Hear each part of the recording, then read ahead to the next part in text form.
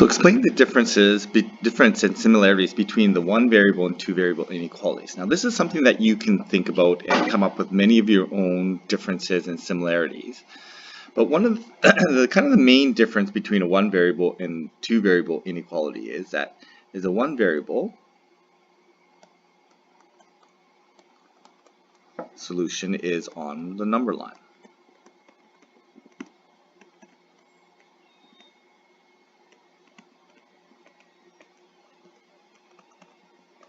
Whereas the two variable inequality solution, so the two variable solution,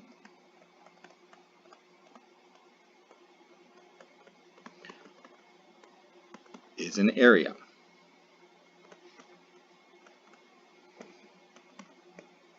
So it's an area in the xy plane.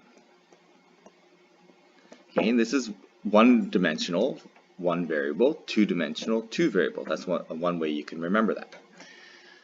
So some of the similarities are that there's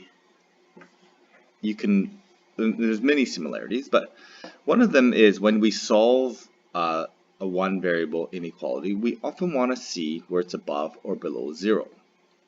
Okay, so we make one variable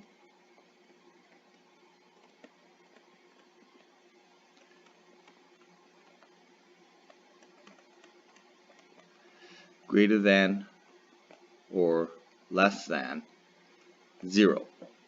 Okay, whereas we put the expression all on one side of the equation, and we can make two variable inequalities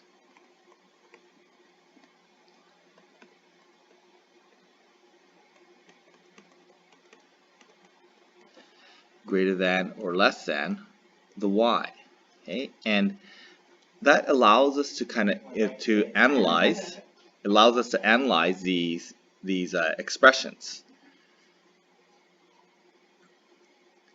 So when we solve these algebraically, what we want to be able to do is we want to be able to graph. So this is a key idea, is that we need to graph these functions. Okay, so we need to be able to graph this parabola. So if we're going to graph this parabola, we need a few properties. So I'm just going to answer this question first. So what are the properties of quadratics that we need to graph?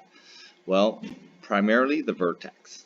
Okay, the vertex is the most important point of a parabola because it is the center of symmetry and it's also either a max or min. Okay, and secondly, we need symmetrical points.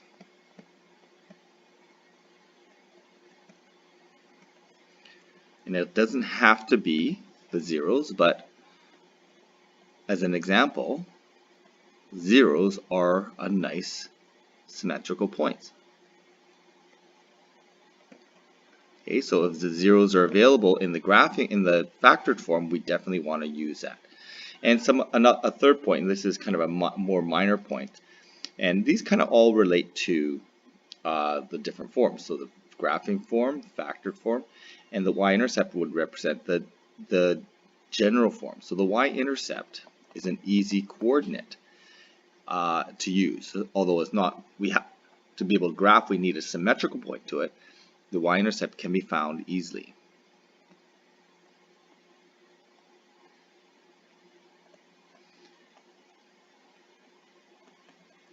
Okay, so if you have the y-intercept, you might as well graph that coordinate.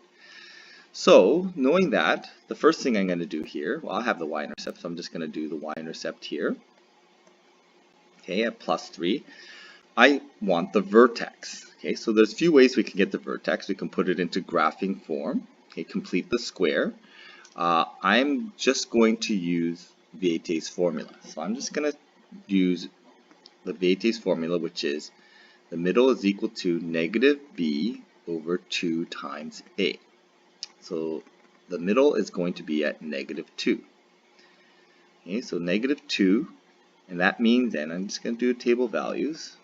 So I'm going to get the vertex by plugging in -2. So I get -2 squared is 4, plus 4 times -2 is -8, so 4 minus 8 plus 3 is -1. Okay, so 2, -1, that represents my vertex. I'm going to draw in a symmetrical point to the y-axis, the y-intercept. I have the information to draw my parabola. Now I have to kind of switch modes and think, okay, now I have to remember that I'm drawing an inequality. So when I draw this in, it's not equal to, it's a two variable inequality, so I need this boundary line. And then I have to decide if I'm going to be above or below. So the y is greater than means that the y coordinates above that line, the boundary line, are going to be part of my solution. I'm not super confident with this, so I'm just going to double check. I'm just going to test. And the coordinate I'm going to test is going to be 0, 0. So 0 is greater than 3. No, that's not true. And that is outside the boundary that the region that I've shaded, so that looks like to be a valid solution.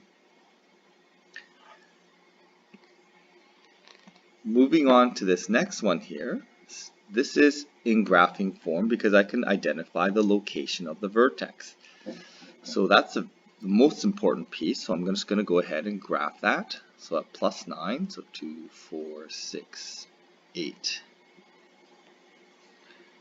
9. Okay, it's going to be a parabola going down. I'm just going to do a table of values here so I can get some coordinates. So I'm going to go plus 1, I get 8, minus 1, I get 8. So I'm going to have these two coordinates here. And I'm going to just do the zeros because I think the zeros are fairly, I can just guess the zeros here at -3 and +3. Okay, so the zeros are symmetrical, they're nice to have. I'm going to make this a solid line since it's equal to.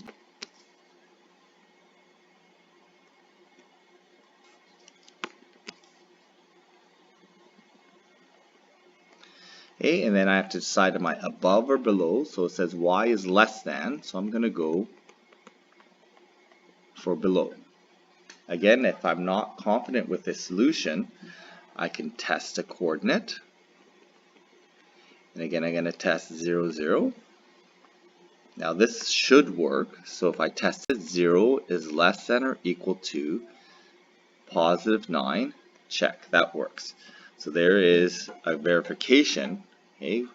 Now I'm pretty confident that was below, but if I'm not, I can always test a coordinate, and an easy test is always going to be plugging in the origin.